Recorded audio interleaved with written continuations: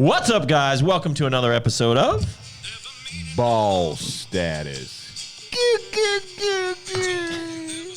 That's right. This is the podcast where we talk about the business of health and the health of business.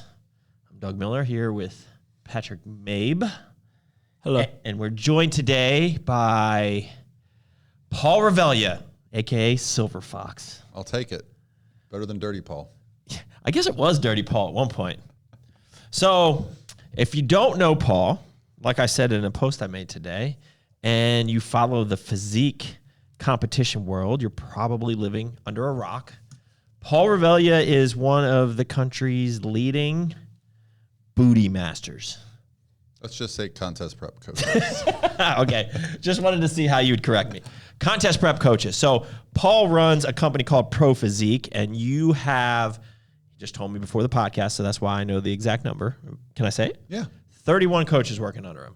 That's pretty darn impressive. So I would say the majority of your clients, are they bikini or bodybuilding, figure? What's the breakdown here? So specific to me, almost exclusively is the bikini division. The company, we're probably 70 to 80% lifestyle, 20 to 25% prep clients. So you have that many lifestyle. Yeah. That's crazy. That's where the business is. I mean, I think a lot of people see the results competitors get and they go, that's what I want to look like, but I don't want to get on stage. It's proof of concept, right? You see people get a certain look. And let's be honest, for the most part, most lay people are probably a lot less high maintenance than competitors. I go the opposite direction on that. I much prefer prep clients because you, me, Patrick, we are robots. We're machines when we're in prep. And that's the type of clientele that I have. But you've gotten to a point where you can pick and choose your clients, and you only work with the cream of the crop, the rise to the top. You know what I'm saying? I mean, that's why we're here with elite athlete Daraja Miller, right? Like, she was one of the people that put me on the map, you know, her rise. Did you say Daraja Miller? Did you say Daraja Miller? Did I? You know what? You totally did. I was like, I know she just got married, but what am I missing here? I don't think he got married to you. Yeah, I was like, what just happened? It's Daraja Whitemoyer. Yes. So I just kind of blended. I guess that's funny. But yeah, so that's basically where I'm at. I want the competitors that are going to be where I'm at. I'm at a show every weekend. I'm at national pro shows, you know, high level NPC athletes. That's really where my kind of focus is. So that's what I tend to prefer. So let's bring it back a little bit. So you've been on Boss. Well, it wasn't Boss Status. So it was probably Ask the Boss. It was honestly back in the day, and that was at our old building. Was that in Ashburn? No, it was in Sterling. It was in Sterling. Oh, that's right. And so it's been 2 or 3 years. Was it after COVID? It was before. That's crazy. I don't even know if we were podcasting. Like, actually, it was 2020 because I remember staying in the hotel and they weren't giving out the breakfast. Oh wait, yeah, I think it was. There was a podcast you guys did in the conference room of the Ashburn warehouse. Yeah, that was before. I think so. We've done a couple now. So Paul's been around for quite a while. So we go I back. like the title of being your longest like athlete or you rep. are. Yeah. Yeah. So Paul has been with Core now. I think we decided it's been 10 years. Yeah. So 2013, when we were at Ron Parmeter's show, the Uprising, OCB Uprising, when a lot of pro natural bodybuilders went to that show to judge, but it was basically just a big bro fest, right? Bro fest. And we just watched crack jokes. We just watched the Harlem Shake video we did. If you guys are, did Mark have MTS at that point, or did he just leave? I think he had just gone to Tiger Fitness. Yeah, I think he was just starting out MTS. At waiting that point. for MTS. Yeah, I think MTS might have started. He might have had a non-compete at that time. But I remember Ben Escrow was there too, and he was doing a brand. Escrow there? Yeah, he had a really good brand for a while. Him and Ryan Doris. De Novo? Mm-hmm. Yep. So, I mean, this is back in the day, and I think that trip was the first time, like, I knew who you were through Lane. Same, I knew who you were. Yeah, and but I think that was, it was love at first sight, right? The bromance began right away. I think I did a shot of pre-workout. I think we did a shot of pre-workout out of your trunk, and you're like, take the full scoop, and I was like, take it all. Oh yeah. Yeah. Yeah. Took a couple, washed it down, or took some Zap, took a pill. He's like, take this pill, wash it down with this. You take the red pill. I actually think that was when we had the original Core Fury. It was a white tub, and it had like a tornado of like wild colors. It was kind of blue on the front of it, and it was filled with like PEAs. So I am a fan at this point and have zero communication with any of you guys. I'm sitting here watching like YouTube and following. Yeah. Did you have Core Hard by that time? No. Well, 2017 was when Hard was the first, like 16, 17. So you might have had it, but I think we had it. It might have been just coming out, but it You would did have been like a promo It would have with been Mark for TigerFitness.com. It would have been with 5AT. For sure. It was the clear bottle with the blue. But like I remember Mark interviewing you for like a Tiger Fitness promo or something like that he was doing. And it's funny, one of the inspirations for Core Hard, I know when Mark was back at Scivation, I think it was a sister company he had with Mike McCandless. It was like, who eventually ended up taking over Scivation. It was like this female-driven brand, and it was a really good idea. It was called Ester Court. I remember that. And I took it pre-contest, and it was kind of like, it was like a toned-down version of Core Hard. But it was one of the few products on the market. This was before KSM 66 and all that. It was one of the few products on the market that specifically was going after some, cortisol. But it had estrogen ashwagandha in it? No ashwagandha. It had DIM and something else in it. Okay. But I'm proud to say that I was one of the first people, and people are gonna be like bullshit, whatever. But no way. No way. No how. Not never. I don't think people know what you're talking about. Some people do. I do. For those KYK News. Yeah, for those out there who know what he's talking about. Yeah. Drinking out of cups. I was one of the first to use KSM 66. Where did you So how I that found research? it, I was going to Supply Side West. This was right when Core started to take off. This was, I think, right after my competitions. And so Core was kind of on a rocket ship. I was like, I need to get in with the supplier ingredients and all of that. Yeah. And so I went to my first Supply Side West, just went by myself, didn't really know what to expect. And I just basically spent 3 days walking the expo. And there was this product called KSM 66. And I was in the time developing this pre-contest hardening agent called Core Hard. And it was supposed to be cortisol control. It had DIM and all that other stuff. And so I stopped by this booth. Now KSM 66 is the major sponsor of Supply Side West. They are the sponsor of it. They're massive. And I remember I was like, this is really interesting. And they had a specific study talking about reduction in cortisol by 27%. Was it the rat study? I'm not sure which study it was at this point in time, but it was no, this was in humans. This was a human study, and that's why I was so intrigued. That was the blood serum in humans. Yeah. But the rat study was interesting because they gave it to a group of rats, and then they literally put them in a pool to see how long they would swim until they drowned. The rats that did not get it, they lasted 40% less than the rats, and that was the only difference. So I was like, wow, it really does. So KSM 66 makes you a good swimmer? Prevents you from drowning. So, and that's kind of where I discovered, I was like, we got to put this in Core Hard. So anyways, that's long story short, we've known each other for quite a while now. And Paul was one of the first kind of athletes to come on board. And I will say that Paul is our most preeminent athlete, core elite athlete.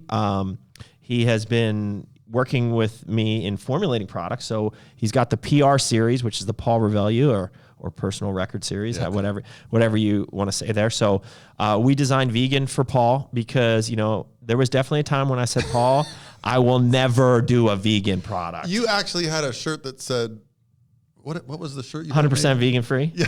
Yeah. Oh, yeah. That's American Lab shirt. We were walking around expos in those. Yeah. So, but there's a big market for that, and I'm you're the perfect example. You can't drink whey, even though it's not just a lactose thing; it's a whey thing, right? It's a whey thing, yeah. And so we worked with Paul to come out with that, the PR series for Burn.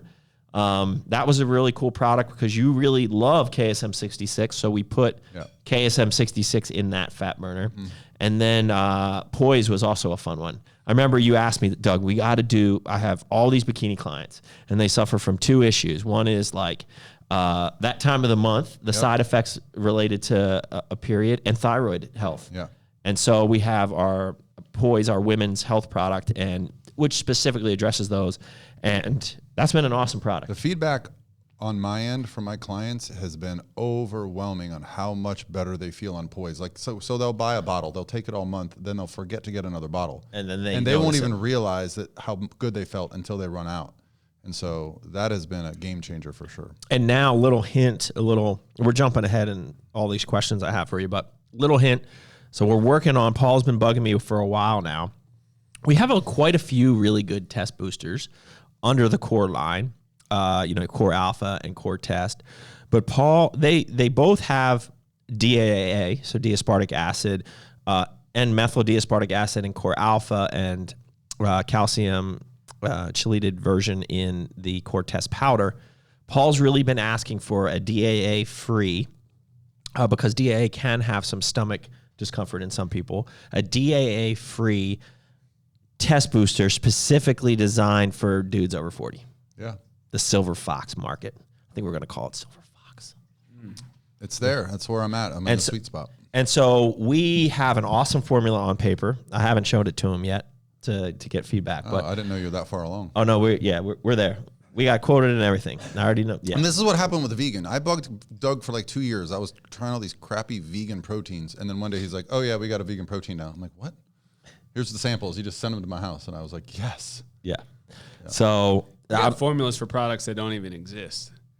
Yeah. Well, I think that's what's been awesome about Core is that you guys are users of everything you make. So if there's a gap in what you need, you guys come up with it. Well, so what I'd really like to do with this, especially, and we do it quite a bit, so we have a new version of Corebolic coming out, which is our natural anabolic, complete like a V2 of it. We will ask our manufacturer to send us a couple beta testing bottles, right? Like on paper, it looks great. In the science behind it looks great. The formulation is great, but you don't really know how everything works synergistically together until you take the product. Right. So I'm going to try to get you a bottle or two to run. Bolic V2? No, well, that's coming. That's already running. Okay. But that too. But the code word for Silver Fox test booster. Okay. So that you can run it and we get feedback, yeah. right? Like, you need to be able to speak to it, especially if you're going to put your name on it. So yeah, absolutely. So excited for that. So let's go back. So we met 10 years ago, and at that point in time, we have similar backgrounds in that we worked the corporate world. I think very parallel. We mirrored each other from the time we quit our day jobs to start our side projects, and it took over. Right. Yeah. So you quit. When did you quit? What year? 2011. 2010, 11 is when I put in my 2 weeks notice. All right. So you were a little ahead of me. I kept the golden handcuffs a little longer. I had a sugar mama. She had just gotten a big promotion. She worked for Chase, and we decided, okay, let's take a chance. She had a nice big pay bump. We were really had low bills at that moment. We had cars were paid off, and it was like a very calculated risk. I also had put in enough time, gone back to school, gotten enough degrees, certifications, and had enough experience. If I wanted to stay in the IT world, I could have jumped ship into another company and done very well. So it was kind of like me going, we'll see how it goes, but I'll probably be back to work in a month. Yeah. I mean, when I left, I know they told me, it's like, because they knew I already, so for about 2 years, around that same time, I reduced so they require basically 50 hours a week, but you're usually working 80. Right. I went down, I said, I need to go from 5 days to 3.5. So I got permission to 3 days in the office, 1 day, half a day at home. Yeah. And basically I said, give me a 30% haircut on my salary. And that was my transition moment. And then basically they finally were like, we know you want, we know what you're trying to do and stuff. And so because I was going in there to ask for, I was like, this is it. Steph told me she was pregnant, and I was like, you know what, I'm out. And as soon as I started the conversation with my boss, he's like, the job's here. I was like, if you decide in 6 months from now you want to come back, no problem. Yeah. Your job will always be here. So I was like, all right, peace. Yep. I'm like, I'm out. Very and smart. that was, and they're like, you're going to leave and you're going to be like, man. I think our firstborns are pretty close. Sloan's 9 now. Jackson's 9 in February. I think yours is April. March. Yeah. I remember they were about a month apart. So we're like mirrored everything in terms of leaving our corporate job, starting a family. Yeah. So we waited a little bit longer than a lot of people wait to start a family. I was 37 when my son was born. Yeah, so and I was 34. I was 34. So I'm so grateful for that though. Oh, totally. Like we weren't ready at all. No. So anyway, so very parallel track. And then, so you basically went all in on the coaching. And so you were very much, how did you get started? Did you have like a 5 or 10 year plan, or you were just like, I'm going to figure this out as I go? Or did you like, were you dreaming of it to be where it is today? Or, excuse me, where were you at? So I saw this wave coming. So I got to witness what was happening with Lane Norton. Lane was my first coach, and soon after he became one of my best friends, and I was spending all this time with him. And Lane didn't recognize the shift that was happening in the world as much as he was just dealing with what was happening. I came from the business world. I knew what the value a customer, a lead, the cost of acquisition of a client was. And he was literally turning down millions of dollars. And so I saw this online wave happening. There was no online coaching. We used to have to convince people, you know this, like, why should I work with an online coach? Lane was one of the first people to just kind of open up that tidal wave of like, I remember him telling me he was getting 50 client requests per day, personally. And he obviously couldn't even open those emails. So when he asked me to like take on a client or two and he would help support me, that was kind of the transition I needed. And literally every time Lane said, oh, I'm full, go work with Paul, they would just send me money without even speaking to me. Lane says, you're my coach. Boom, here's $1,000. Give me a plan. I was like, whoa, hold up. We haven't even had a consult, nothing. So I kind of took that as, okay, I'm going to start this business properly and do it the right way. With Lane's help, I worked with Dr. Joe. I went back to school to study exercise science. I felt this immense pressure to do good by like my athletes. But that was really when it started. And the first time I had a competitor get on stage, I didn't charge him for coaching, and he gave me some cash at the end of prep. And my wife goes, that's your business money. You're going to put that down, and we're going to start business. And that's when I came up with the name Pro Physique. And just, I said, the reason I did call it Pro Physique was I did have the foresight. I said, I'm not going to call it Paul Fit, or I didn't want it to be associated with my name. I wanted it to be bigger than me. And the word pro was because I had earned my pro card, and the word physique was something that Is that trademark? Do you own that? I own all of it. Pro Physique. I own the federal trademark on Pro Physique. Because it's a pretty common 2 words in the industry. Yeah. So like I'm hoping you have the IP. Well, I got prophysique.com. I bought that off someone. Yeah. I own tons of domain names with that, but I also went through the process of getting the federal trademark. Okay. Because there are other businesses that use my name, and I've sent them cease and desist, but I don't pursue it because honestly. But this is for the people who are watching this for business stuff. Like, you have to protect and you have to police, and that's the ugly side of it. Like, you don't want to get into a drawn out lawsuit, but like, if you have a trademark, it is your duty to police the trademark. Yeah. Like, that's the law, right? Yeah. Like, otherwise there's no value in trademarks if people are not policing their trademarks. Right. So, I mean, we got a dumb cease and desist the other day over something that is kind of a joke, but like, they just thought that they needed to do it. We're going to tell them like, no, you're wrong. Brown sand, yeah. Yeah, but you know, you have to do that. So that's just part of business. Yeah, no, it's a lesson that I was, you know, the benefit of my wife working for Chase and coming from the business world is, you know, as a coach, I didn't know how to run a business, how to get, you know, tax information, and Misty does all of that. My wife runs the entire back end of the company. So now she's quit her whatever job. She left banking. Obviously, she had kids, but she's in real estate. Yep. Right. But she's very much involved in. Oh man, like ask, you know, anyone that works for me, Daraja, Rachel, any of them. Misty runs Pro Physique. Like, they laugh because I don't even know what's going on. Like, I know where I'm going to be, and I know these major events that are happening, but I don't know what's going on behind the scenes. That's day-to-day stuff that I have the privilege of being able to not worry about because I'm so focused on my athletes. So it's, let me just talk about, I love the logistics of this. So she's running like the administrative side of this, and then you guys have, I know you have 31 coaches, which has got to be, I was going to use the word a disaster to manage, but a challenge to manage, right? Well, so how do you set up your structure, your organization? So we have our coaches, then we have two directors of coaching. So they do all the onboarding, they do all the quality control, they follow up with clients. Do they have clients too, or now at this point? Yeah, they have clients, but they are able to take on fewer clients because they are salaried. And then we also have just like checks and balances within the company. We have a completely proprietary database for all of our clients, all of our payments that all fall under that we built, hand built for us. So when you say it's hard to manage, it's actually not, because we have spent the last decade fine tuning this platform that is specific to our company that really makes the company run. So how you receive payments and how you onboard clients. So are you communicating through an app with all the clients, or? I mean, you can call whatever form of technology you want. It's an online platform that we developed. So each coach has their own dashboard. They can see all of their clients, all their payment history, when they started, when their contract ends. They can see all that, and the administrators can see, okay, how many clients does this coach have? Because we have people that, we're getting, between 500 and 1,000 inquiries a month for coaching. So we can't send 50 to one person. We've got to make sure we, spread them fairly. So now, how do your coaches generally communicate for the online? Or is it through email or is it through an app? Is there a trail of this? Yeah, or is it videos or what? It's multiple ways. That's one thing that we haven't gotten completely under one umbrella because there's so many pieces of technology. So we're mostly doing phone calls and video calls to like the personal connection, but the updates are through our update system. So it's not through email. They're logging into our update site and filling out the form and submitting it. Now that form comes to their dashboard and it also comes to their email in the form of a PDF document.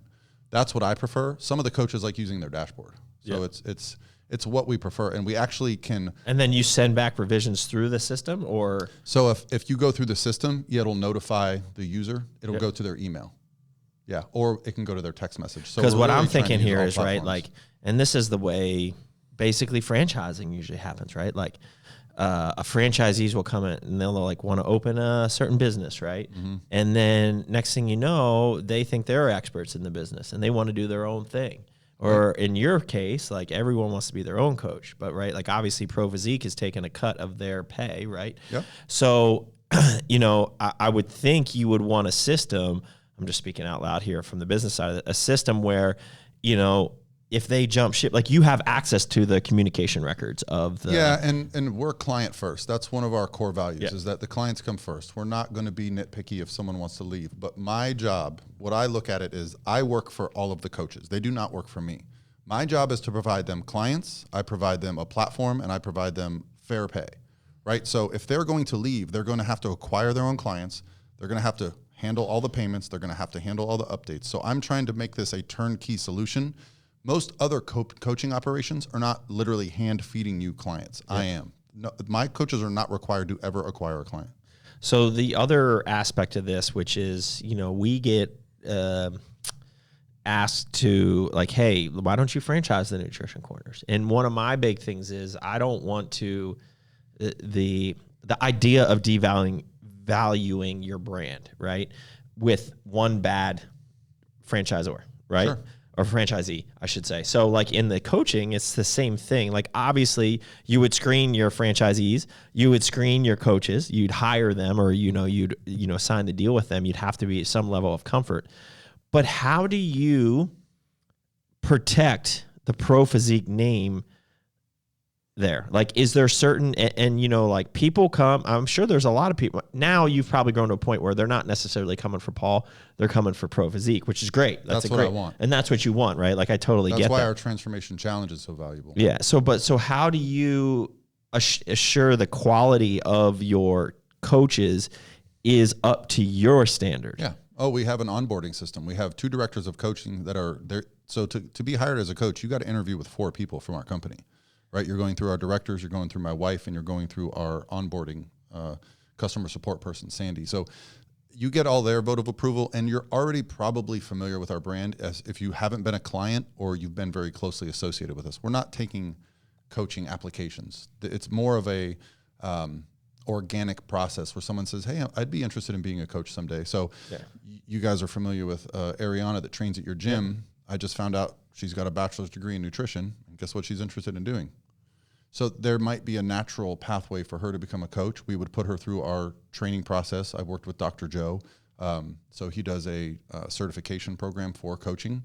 And then obviously our directors have master's degree in exercise science. So if you have all that approval and that support, and when you come on as a coach, you're handheld for the first few clients. They want to see what your communication's like. They want to watch the videos. They're going to see what your training and nutrition programs so the directors are watching all that communication. Yes. Because early on, it was just me and Steven and a couple of the, very hands-on. Like we would sit in the room and talk about plans. They'd be like, hey, Paul, what are you doing for peak week on this? Now we've got some templates and we've got some things for everybody. But so I trust the directors implicitly. And our feedback has been remarkable. We're not in the business of just hiring anybody. Well, so one of the things, when we were coming up through the natural bodybuilding scene, you always heard the negative connotations with large coaching teams in the NPC. Sure. Like you could probably spout off a couple. I'm not going to do that, but like where they're putting women on tilapia and asparagus, 6 meals a day, 900 calories, 3 hours cardio a day, right? And maybe a little bit of Clen, a little bit of Anavar. Sounds like you were on those teams. Yeah, yeah. Well, just the Anavar and the Clen, drug Miller, right? Yep. So what, like, you do things differently, right? Absolutely. Like, and that was one of the things I made in the post today, is just like one of the largest, most prestigious, but ethical, right? So what do you guys do differently than these other bikini factories? So I call them coaching mills, the companies you're talking about. I like that. Yeah. And so the reason that I exist is because when Lane started coaching, he was one of the first people to take an evidence-based approach to coaching, where it wasn't just everyone got the same meal plan. It was an intake form. It was calories and macros calculated based on your needs. It was macro ratios that were based on evidence, protein, carbs, and fats. A lot of, like, for example, these coaching mills would put a 150-pound bikini girl on 250 grams of protein and 10 grams of fat. That, like, these were the meal plans. They were so trace fat and cardio heavy and drug heavy that, they got shredded, but for 2 years they would have hormonal issues. Their hair would be falling out. And Lane kind of made it his personal issues, his personal vendetta to get rid of some of these coaching teams, because the girls were coming to him for help. And I kind of picked up that mantle when Lane decided to coach less and focus more on, apps and ebooks and things. So I'm really happy to say that, I'll tell you the names off air, that those major coaching teams are gone. They do not exist at all. So not to throw names of your competitors out there, but what are there other prominent teams out there as large as Pro Physique? Yeah. There's a couple, but they are doing things better now. They are using a more evidence-based approach. I've been, they're doing macros and they're doing flexible dieting. So they're decent. They're I think the industry as a whole is always going to have that element of, like, just shut up and follow my plan. Yeah. But I think what I usually say is I'm usually somebody's second or third coach. They finally get to a point where they go, there's got to be a better way. And then they see an athlete being successful that's actually drinking water backstage at a show, that isn't passing out, and they go, oh, how come you're winning shows and you're actually eating food? And then they start to dig a little deeper. Well, I kind of see some similarities too, real quick. Like, so the coaching and competitive industry is evolving, right? The supplement industry is also evolving, and a lot of that evolution is happening is because the consumers are getting more educated. Well, correct me if I'm wrong, Doug, but weren't you one of the first companies to put the full non-props profile on your I would say Nutribio in the sports nutrition world for sure, too, right? for sure. I think they even had prop blends when they first started Scivation. Nutribio was one of the first, and we were definitely, the whole company was founded around that, because I couldn't find anything. Yeah. I didn't even know what Nutribio was back then. But yeah, we were definitely one of the first in the industry to do the non-prep blend. And now it is a standard. Like you can't even get on a shelf in a major retailer or even a good mom and pop if you're just all. Well, I think so. The standard raising is really what's changed. And it's by the consumer. Yes. And it's the same thing whether you're buying supplements or you're hiring a coach. They're no longer just accepting that somebody has a big team name. They want to talk to them on the phone. They want to see them at the shows. Like, to be a full-time prep coach is much more difficult now than it used to be. Oh, totally. I mean, even when I prepped, my biggest challenge was because, when I quit prepping people, like, we had a great coaching business. Yeah. I mean, it was a 6-figure coaching business, and it was totally a side gig, right? Yeah. Like, because we were trying to build the stores and the brands, and I had a full-time job and a wife, right? Like, so it was definitely, my biggest challenge was always that there was maybe a handful of shows I could get to, right? But, like, to get to a show, like, across the country was always the challenge, right? Yep. So, like, you're pretty much traveling all the time then to the major shows. Yeah, I'll probably be at 40 shows this year. Yeah, that's crazy. I just came from Dallas, and I'm driving down tomorrow to South Carolina to go to a show. Yeah. So what is your ultimate goal here then with this? So you've created quite a business, really. Like, what is your ultimate goal? I don't like to put too much in the future, but I want to win the Bikini Olympia. I mean, I'd like to win it multiple times. Daraja. Let's go. Yeah. DJ. He's coming for it. Daraja Miller. Daraja Weeda Miller. It's getting weird. Yeah, and then, I see the Pro Physique brand, like, evolving into, and I don't want to, this is going to sound like boastful or whatever, but like a Weight Watchers. Like, we're going to be the next level of the evolution and what's necessary to help people reach their fitness goals, you know? So that's really where I see it going. We are so totally like a lot, way more accessible outside of the competitive space. Yeah, well, the competitive space is already locked up. Like I'm bulletproof there. I love what I do. This is what I do. But what I'm finding is that I almost, you know, the feeling of coaching, that first time I went with a competitor backstage and they were like, thank you for helping me. I reached my goals and my client's mom shook my hand. That feeling of gratitude, I'm getting that now through our Transformation Challenge, my YouTube channel, helping people be like, I was never able to lose weight. I've lost 40 pounds. Thank you. And I want to do more of that too. So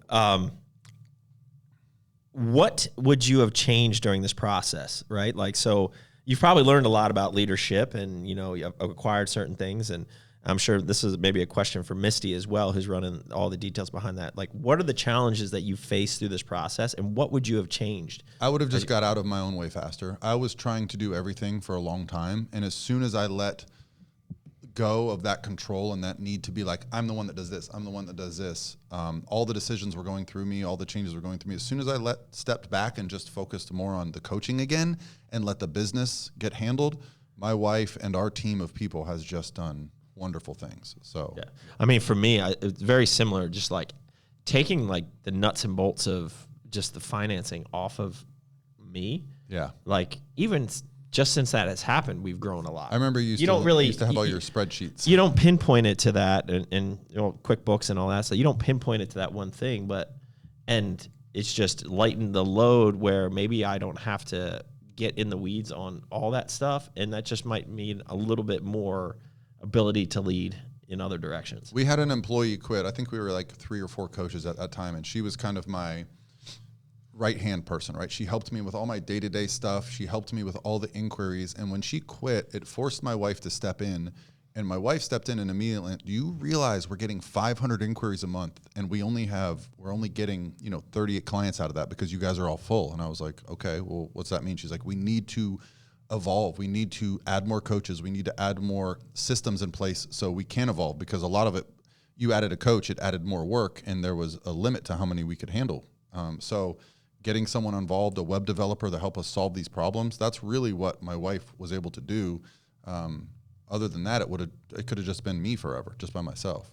So let's go back to the actual coaching part. So you said you have a lot of lay people. So how do they that are coming to you, how do they get in touch with you? Are they going through their website to sign up? There's so many methods, but I mean, Pro Physique has become you just go there and you can set up a free consultation for coaching. And so how much does it cost, right? Like that's the big probably roadblock for a lot of people watching this. Like, some people create, these big coaches are $1,000 a month. I think our low end, newer coaches. Does it change depending on the quality of the coach? Yeah, of course. I mean, I'm going to charge more than our new coach, but we try to meet the client where they are. If someone's reaching out to us and they just want to get in shape, they don't need me, right? So it can be from anywhere from $150 to $300 a month. That's about the range of what coaching is, depending on what you need. And it's a la carte. You can do nutrition, you can do training, we have a mindset coach. Danica Johnson's amazing, and that. So we're trying to provide, not just the nutrition and the training and all these things, but we're trying to provide an entire solution for people that are having trouble with eating disorders, that are, body composition issues, or just, heck, some people just need someone to talk to. So we're trying to provide the complete solution for a healthy individual. And to the point now, we're even working with a company called Aspire Rejuvenation, where we can actually have them work with a doctor, registered nurse on their blood work and provide that feedback. So we're trying to provide the entire solution for a human. So let's jump in there for a second. So you come from natural bodybuilding. Mm-hmm. You run, you're super involved in the NPC IFBB, which generally they don't have drug tested shows. So we know drugs are a big part of physique competition. Yeah. Of all your clients, like let's say competitors, what percentage of your competitors are using drugs? Like, do you find that people that are running heavy cycles won't come to you because you're this natty guy? Like, how do you handle that client who comes to you when you have no experience in that world? Well, that's why I stick to the bikini division. This is the entry-level division for the NPC and the IFBB, and Daraja Hill just got 4th in the world completely natural. Yep. So I'm not going to say all my competitors are natural, but the far majority are. And it's a discussion you have from person to person based on what their capabilities are as a natural athlete, what their expectations are, what their goals are. And this is why I work with a doctor. If someone wants to be on something, we can do it now through hormone therapy clinics, right? Based on their needs. Because oftentimes it's not that they want to be on drugs, it's that their body dictates it. They are literally unhealthy. There are thyroid issues, there are hormone issues that can be resolved that when we were bodybuilding, that was considered doing steroids. Now it's considered hormone therapy, and it's an entire new system. So how do you manage that? Are you training those people significantly differently? Are you require them to tell you if they're on drugs up front? Of course. I mean, I need to know this. Yeah. And this is something that, do you train them differently? The requirements for each competitor are going to be specific to them. So if they recover better because they're on something or they're healthier, absolutely, they can handle more training volume. But it's not like, that's the one thing about coaching one division. My training philosophy is kind of focused around, obviously, the muscles for that division. So I don't have to worry about a power lifter one day, a bodybuilder the next day, a men's physique guy the next day, and then a bikini competitor, a figure competitor. I'm sticking to the bikini division. So is this you specifically? Specifically. My goal is to be the best coach in the world at what I do, and that has led me to this point. But that's not our company. We have coaches that coach in all divisions. I've got multiple IFBB Pro coaches that work under the umbrella. Like in bodybuilding, physique. Yeah. Yep. So that's a one-on-one thing that you address with your client. But to me, it's a very black and white area. I am not prescribing or never will prescribe anything that is, How do you regulate your coach? How do you make sure your coaches are not in following the same? They know where we stand. We have these conversations. Yeah. So I just feel like that's going to be a struggle, right? I don't think so, because it's not what we want to do. Like I said, our company is 70 to 80% lifestyle. Yeah. I don't want to coach. What is your Mr. breakdown Olympia. male to women? Are you mostly female? Probably 70-30. Yeah. Mostly women. I think the health and fitness industry is probably highly feminine at this point, if I had to guess, just based on my demographics. I could be way off. Beta males out there. Do you think? I don't know. I don't know. I mean, back when we were buying supplements, question. it was all men. Now I feel like it's a huge shift. Even if you look at the core demographic, right? We have a ton of women. I haven't looked at the number recently, but I'd love to know our online order split of male to female. It's not what it was 10 years ago. That is for sure. Right. There is a lot of women driving. Well, that Core Hard, Core Poise, those are products that are going to be, I use Core Hard personally, but I know I require my female competitors to use it. That is a staple. Yeah. All right. So what is next for Pro Physique? And let's also talk a little bit about core and, maybe some things that you want to see in the supplement industry. The next thing for Pro Physique is that we're just going to continue to refine the processes for our clients' check-ins, our coaches' dashboards, and I want to continue to be a leader in that space. And I know you guys don't check in through our system and see it, but the goal is to continue to make that process better, the user interface, faster response times from the website. So little things that we're seeing, some clients are having trouble getting in one day. We want to figure out why that is. But really, once I think we have that solved, there's potential for our system to be white labeled, and you're like, hey, Paul, I really love your system. I want to start my own coaching business. Could I use your system? Yes. So you're selling the software at that point. I don't know. Essentially, it's something that I've talked to about with our developer. She is you ever seen the movie The Social Network? You remember it was Zuckerberg just putting his hoodie on and working for that's what she is. She will literally, I'll tell her I have a problem with something, and she will go in her cave and come out and it'll be fixed. And I'm like, what did you do? She's like, I don't know. I get lost in the code. How'd you find her? She was a client of mine. And she was working somewhere else? She was working as a pharmaceutical sales rep, and she was checking in with me, and she's like, your check-in system is stupid. Let me show you something. And she built something, scratch, didn't pay her, and showed it to me. And I was like, what did you do? But she was a pharmaceutical rep, but she just did software development on the side? I think that was kind of like our side. She would go home after work, and as a pharmaceutical rep, she would actually write code to make her job easier. So she showed me what she was doing. So she actually solved our billing problem, because remember, we had coaches that we had to pay. We had to calculate how much money they brought in, how many clients were theirs, and then what we owed them. That took days. Every month, my wife was going through banking records and spreadsheets. She wrote the code to pull all these records, and hit a button and figured out everyone's pay. So instead of 3 days, it now takes 3 seconds. So is she an in-house developer? She's full-time, salaried, love her to death. Thank you, Melissa. Thank you. She's amazing. Like, I can't say enough about her. Yeah. That's awesome. Yeah. So what do you want to see in the supplement space? I mean, like, I know you're not, I don't want to say like, you love supplements, obviously you believe in them, but you know, cause you've helped, you know, formulate these with me, but like, are you seeing any gaps out there that you would like to see filled besides your Silver Fox, male enhancement pill? The supplements that I loved, because things have changed. It used to be this, okay, what can we take to give us this immediate impact, like a pre-workout? Now I love the supplements that we're taking that are allowing our recovery to improve, our mental clarity to improve. So the science is still emerging on a lot of these things. And so I just love to see what's going to come out next to improve our ability to train hard and recover. I'm looking for a digestible whey that you can have. Whey? How about that? Yes. Yeah, because I've kind of isolated it down to, it's actually, you know, Lane helped me, but it's actually a whey protein is the issue. It's something in the whey. It's not the lactose. I'm not lactose intolerant. I'm whey intolerant. Usually those two are combined.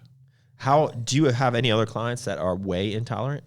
I did notice a lot of people would say to me that they were having digestive issues, and I'd say pull the whey out for a couple days and the issues would go away. So there is a large amount of people that have at least some small digestive issue. It might not be so bad that they address it. I'm sure I have a digestive issue.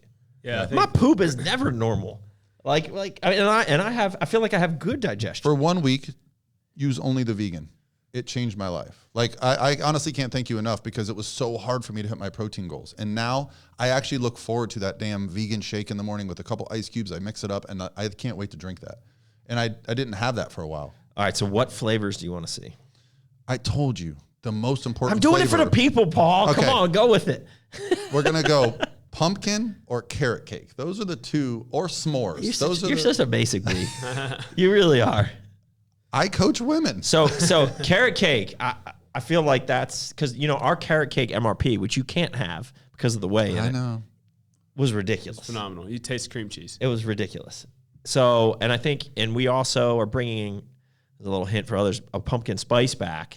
Okay. We have sampling to do. As an isolate for the Arms Race brand. I realize the vegan flavoring, it's not as easy to match. So whatever you guys come up with. Yeah, I mean, vegan is always going to have a grittier, and a lot of people are curious. They just want to try it. I'll be honest. I don't. Maybe it's just because that's all you taste. But if you put Core Pro texture next to Core Vegan, it's night and day, right? It's just that, but you're so used to even the vanilla, because I feel like the vanilla, if I let my friends taste test it, they're like, this is vegan. Listen, I mean, like, I'm going to say it. Like, I feel like we have one of, if not the best tasting vegans out there. Yeah. But it still has that vegan. Yeah, I got you. Yeah, and we did a really good, I mean, like, because we didn't want to do a vegan, right? But the one thing, one thing that we looked at was like when companies go to a vegan product, they feel that customer doesn't want artificial sweeteners and these things. But our customers, you know, our customers do artificial sweeteners. Like most of 99.5% of our products are artificial sweeteners. So we were like, let's cater to our current customer, and that was you, right? Let's make it the best tasting vegan that you're ever. That's huge. You get stevia flavored vegan. Oh God! Not only that, but you guys got the macros crazy, because some of the vegan proteins are like, you're getting 24 grams of protein, but you're also getting 13 grams of fat and carbs, right? Like they just seem to be higher in carbs. So, and I think adding the freeform BCAAs, even though it's only like a gram, right? It's just added, right? Because that's where the vegan is going to lack, is in BCAAs, anyways. So I mean, leucine is the big one with vegan stuff. Yeah. So I mean, I think we could do a really good carrot cake or pumpkin. I think so, for sure. Especially that spiciness will mask some of the grittiness of the vegan. So challenge accepted. I don't know if we can get it out for full on white bee. And if you could somehow reach out to Kellogg's and do a Pop-Tart partnership, that would be brands that would mirror my life. I love me some Pop-Tarts. Funny you say all that. Huh. What? Nothing. All right. Off air, I'm going to hear about this. I got a question. So you're getting all these inquiries. Where, like, socially, you're big, right? So what is the biggest? There's a He's got sliding 500,000 YouTube. Yeah, I'm about to hit 500,000. YouTube is still your biggest. But honestly, like even Instagram, the numbers are weird on Instagram now. So I just crossed over 100,000, but I feel like I have such good engagement on there. I get a lot of. Yeah. I feel like my direct messages on Instagram are like email marketing from the 90s. Like I get so many DMs. Yeah. And they're like, to me, that's people. I can't even keep up with it. I literally can go on there and work for an hour every night just on DMs. I try to keep up with it. And then I'm also a big, like on YouTube, I reply to every comment I get. So I try to really engage with people that are engaging with me. I don't want to just be a face. How often, I remember when we went to Australia, which by the way, we're going to have to do again. Please. So I haven't been since COVID. This is a little digress, but we have a great relationship with PhD is who's our new distributor down there. Okay. Joe's business has just gone a little bit of a different direction. Still good friends with Joe, and I'm sure we'll see him if we go there. But we are moving more product than we've ever moved before in Australia. Are they doing fitness expos again or anything? I mean, I'm sure there's got to be something. Because that's what we went to the Arnold and then did a little. But I'm sure we can go and just hit some of the key accounts of PhD and do some seminars and some things like that. Perth, Adelaide, like Melbourne and Sydney. Yeah. Okay. Brisbane. Sure. Okay. Brisbane's my favorite. All so right. Gold Coast. Haven't been there yet, so that'd be a good one. Yeah. So can you put me in a suit? I'm getting small over here. Well, I could fit in a suitcase. Hey, they do love mullets over there. On a carry-on. Yeah, I'm trying to think like we really would have a big team because then if the arms race team is growing down there too, so then Julian's going to want to go, and if Julian goes, then Aaron's got to go, and then POV we got to stuff him in a suitcase, and it's going to be we're going to have to get an actual bus. Yeah, not just a little. That would be an expensive trip. I'm sure the plane flights to Australia. Do you remember you put core and pro physique and maybe a little arms race, sprinkle America in there? I mean, we can charter a jet. Oh, you know who has a huge following in Australia is Daraja. Put a little day in there. Put some day in there. Yeah, the guy that runs all the IFBB and NPC stuff saw her at the Olympia and stopped her and was like, just Daraja. Why doesn't she do the? I know there's an Australian show. They got with their country kind of shut down, they haven't really picked back up yet. So I think maybe next year Their country was more of a disaster than ours. That was crazy. Listen, you can debate who was more of a disaster, but they literally just shut down everything. Yeah. And so it's a little easier to do when you have 21 million in their entire country. Right. That's all they have. So it's a completely different government system. One of my best friends lives in Melbourne, and he told me what they were going through was terrible. Oh yeah, you're a boy that you hung out with when we went down there. Yeah, Brett. He's still, he moved. Well, he owned the restaurants, like 6 of them. So they all shut down. I was going to say, is he? The difference was they shut down their businesses, but the government also shut down the requirement to pay like your mortgages. They pushed the debt back. They pushed it back. So there wasn't this stress to pay bills. Like the businesses were shut down, but they also weren't being forced to close due to non-payment of things. So everything's back to normal now. So he's still running the... Yeah. He got them built back up and then sold a couple of them, and he's kind of semi-retired now. He lives on the beach, and he's a badass. I love him. Yeah, he was a laid-back dude. But he was a cool guy. He's a hustler, but yeah, he's just yeah. All right, I don't know where we got into Australia. We were talking about something, and then we're I got ready distracted to go. with it. We're ready to go to Australia. Yeah. Put me in a kangaroo pouch. What were we talking about? I don't know. We were going to go somewhere with that. Oh, we were talking about social media. I don't know. Oh, I remember when we went to Australia and you were like, not stressed out about it, but you're like, yeah, I just filmed 15 YouTube videos right before this trip so that I could, because you were doing like 5 a week, I think is what you were doing. That used to be my motto, was like more is better. Now better so what are you doing now? 2 to 3 a week. 2 to 3 is what are your topics? Yeah, I just don't have the time or capacity to be on YouTube. I don't think, my wife doesn't even watch my YouTube. You're not offending me. Yeah, Steph, there's no way Steph's watching this. My favorite thing to do is on my Instagram, people will send me a question and I will address it directly. So although my thumbnails and titles will be very generic, like how to get shredded in 3 days, right? The topic is like, that's legitimately a question somebody will have. Hey, I'm going on vacation in 3 weeks. How do I lose 30 pounds? And I'll be like, whew. Yeah, that's a great thumbnail. 30 pounds in 3 days. But people will click on the video and go, what's this guy talking about? And then I'll show them like, okay, this is really how fat loss works. I'll show them through my experiences, my clients' experiences. I'll give them some real world stuff. We actually developed a free nutrition calculator on our website where you plug in a bunch of information and it spits out a meal plan for you. It spits out your macros. It gives you, so people have been using this and losing weight, and it's literally, you don't have to do nothing. It's right on my website. It's for free. So I don't know. I just get so many questions from people that are legitimate, great questions. The thing we got to remember is like, there was a time when we didn't know what creatine was. And I think the longer you're doing this, the tendency is to go like, what are these people doing? They don't understand anything. But it's kind of a privilege to be the person that people are finding. So even though I kind of go over the same topics again, it's a whole new audience. So I think this is going to take this as a huge compliment, but I think your success has a lot to do with your demeanor and the way you communicate it, because you're not that typical bro juice monkey. You know what I'm saying? Yeah. And you're way more relatable, I think, to the everyday person. Right, like you let your gray beard shine. No, I'm being totally serious though. Yeah. But like you're in great shape for 47. You're in great shape for 47. So that's motivating. So like clearly you know what you're talking about, but you're not some, jacked up, roid monster. You're kind of somewhat soft spoken, and I think that's what you probably have a lot of. That's why you get so many views, right? Because it's kind of like it's not so it's easier in your face. It's easier to listen to.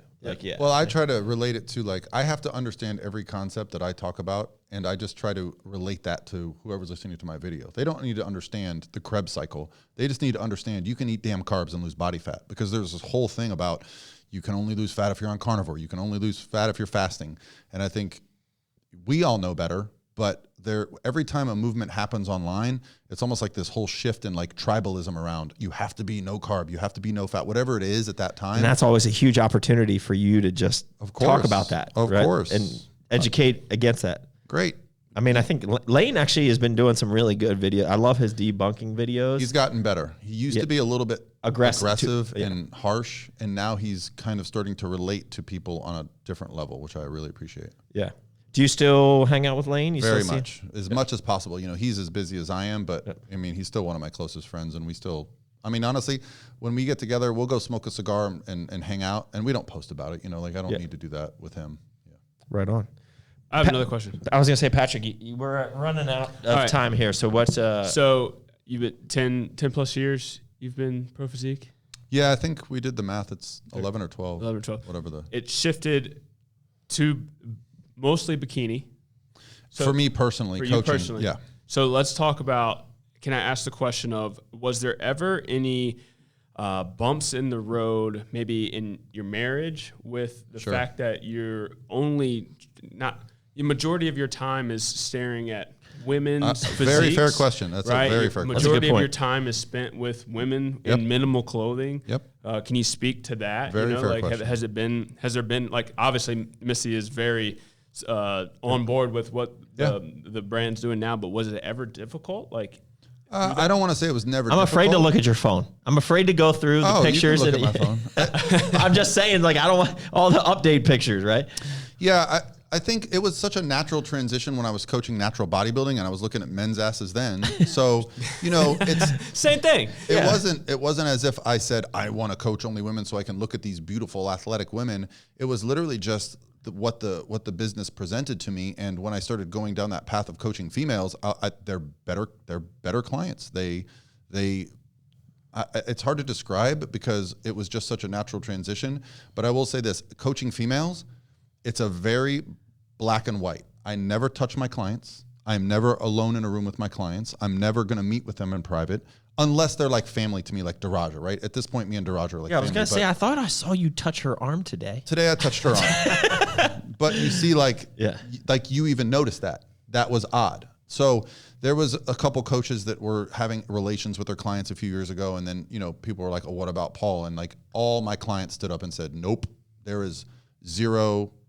So I think that allows me, with my wife and with my clients, the very clear line. I make it very clear that I'm married and very clear that I'm your coach, and that's what it is. And so that's allowed me to work with a very high caliber of client there is zero kind of like, I don't know, concern or worry, zero stress. Because I just make sure that line is very clear from the beginning. If I have to go meet a client at her hotel, I'll bring someone with me, preferably a female coach on my staff.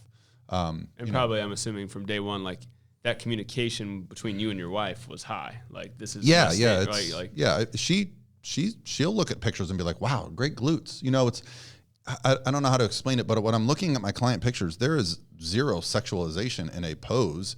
I get more blushful when Daraja puts on like her jeans and a crop top. I'm like, whoa, dude, what are you wearing? Yeah. She's like, Paul, I was just wearing a bikini in front of you. But that, to me, that's a physique competition person. Right. Yeah. So I don't know. It's, bodybuilding is interesting too, where you like, it is hard to see you study physique so much that it's hard to like, I don't know what that person's going through right now. But I can tell that their love handles are hanging out, or like I just feel like I can see it. I just see the physique, and I like kind of almost judge. It's judging a little bit, judge the physique out without actually maybe knowing the person. But I think bodybuilding kind of has warped that into. Oh yeah, and I will say that was a concern for my wife. She started to worry like, oh, that's what I was attracted to. I'm like, no, this is a competitor. They are actually, we all know when we're lean and in stage shape, that is not attractive. You are not in the mood. That is a very specific time in your life. That is not a time when you want to be like dating or meeting people. So, this is something that after 15 years together and 10 years of marriage, like we have immense trust for each other, and so it goes both ways, but it's about communicating and being very clear and intentional with the way I treat people. And, like that's also from experience. Before I met my wife, I messed up relationships and stuff by not communicating enough. So that's a learned behavior. Cool. Thank you for sharing that. Yeah. Snaps for Paul. Not always like, because it's part of the industry, right? Yeah. Like, it's easy to like kind of joke or poke about. I take my reputation very seriously. There is no leeway for me to even joke about something like that. Like, you can ask any female client that I've ever worked with. There has been zero bounds even over. I think that's a testament to like why you've been here for so long. The ethical side of it, right? Why the company is as big as it is, why it's continuing to be the best or one of the best in the competing space now, right? Yeah, like, that's the goal. And it's probably because of core values. Do you have core values written and down in your office? when you have that core value at the top, all the decisions that you make that trickle down from that become easy. Yep. Not that they're easy to make, but they're clear. Right. Do you have written? I think we've talked about this before. We might have talked about it. Do you have core values that are written? Like obviously you have core values, but do you have them written? Yeah, out? we just don't have them like printed out anywhere or anything. I mean, I don't have them on my website or anything, but we have core values that me and my wife talk about all the time. That's awesome. Yeah. I mean, I think you kind of have to. I love that you guys have them on the coins and you have them on the walls and stuff. So like, that's one thing I love about being around you, Doug, and you, Patrick, and this whole company is every time I come here, I leave a better version of myself. I'm like, okay, I see what they're doing. I got to do some stuff like that too. Like, I heard you yesterday on a video. You're like, it was impromptu. I don't think you told anybody. You were like, every time we come here, we get fired up. What just happened? Every time we come here, we get fired up, and we're already scheduling like the next, the next one. Yeah, you can get bogged down in your day-to-day work and just kind of like be in the grind, and you don't step back and look at what else is going on. So it's cool to go see other people's grind and witness it, and then go, yeah, we could be doing something better. It's every time I feel like we step out of our bubble, like we gain something. You know, like I did a tour with a retailer not too long ago. We have retail stores, so when he's taking me to their retail stores, I'm like, oh man, that was pretty good. You know, where we went to the IFPA championship back in like 2016, we met with First Form in St. Louis, drove to Kansas City.